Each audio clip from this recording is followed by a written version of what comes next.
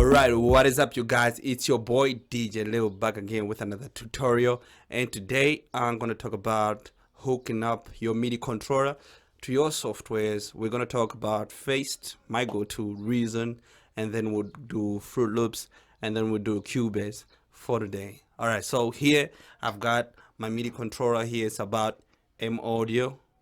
Yeah, so let's get to it.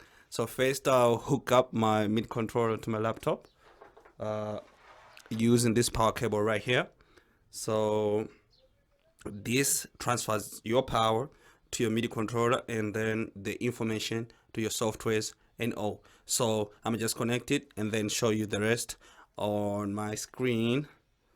Yeah, so let's get to it. Alright guys, so now my MIDI controller is hooked up to my laptop via the power cable. Now I'm gonna start with Reason, and I'll just say new file, and from here I'll go to preferences right here.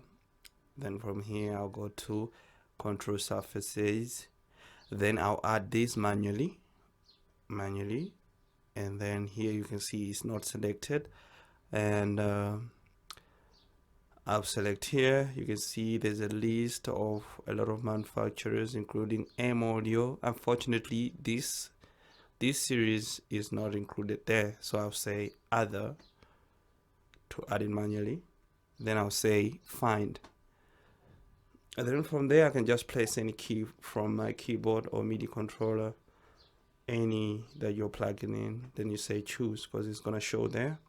Then you say okay. Once you say okay, that's selected as your default MIDI controller. You don't have to set it all the time. Once you set it like this, it's gonna work all the time. Then you close here. You can say go down to business, add a piano, then I say yeah, go play code.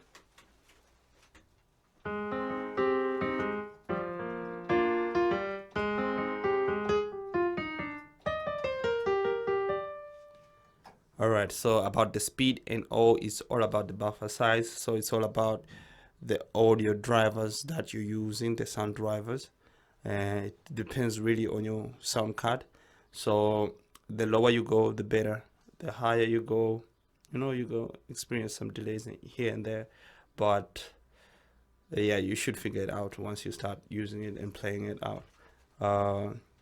So that's how you hook it up in Reason, and let's go how we hook it up in FL Studio.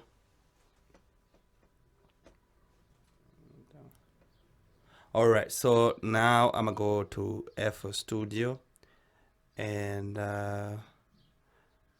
I'll say new as well, this was already a new file though. Then I'll go to options here. I'll say MIDI settings.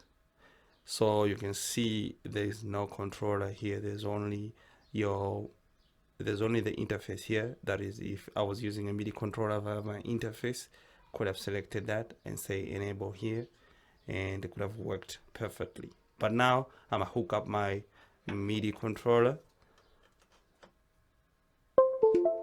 Alright, now it's hooked up, so you can see it showing there. So now I'm gonna just go ahead and select it, and you can see it's already enabled here. But just in case it wasn't enabled, you say enable right here, and there you're good to go. Now it's hooked up, and you can select any instrument to start up your song with. I'll say FL keys, and you're good to go. Straight to business.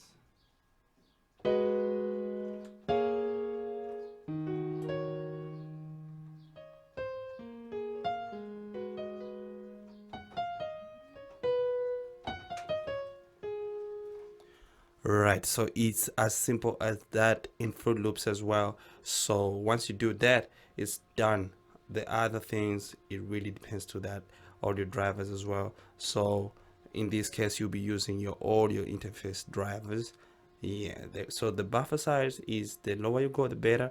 The higher you go, like I said in Reason, it plays slow.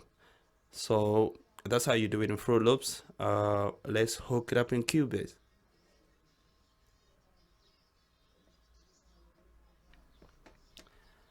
Alright guys, so now we're going on to Cubase. Pull up Cubase, you say new file just as in any other software. I won't even waste time here for demonstration. I just say create. So the thing with Cubase, you might want to turn on your MIDI controller just before it opens, because it auto scans the MIDI controller when it opens. So if you plug it in after you open the software, it's not going to work. Yeah, it's not going to work. But once you're opening and it's already turned on, it's going to auto scan, and then that way it's already rooted. You don't have to go to any settings. You just have to go ahead and add your instrument there, and it's going to work properly. So I'm going to put that, and yeah, I think here we're good to go.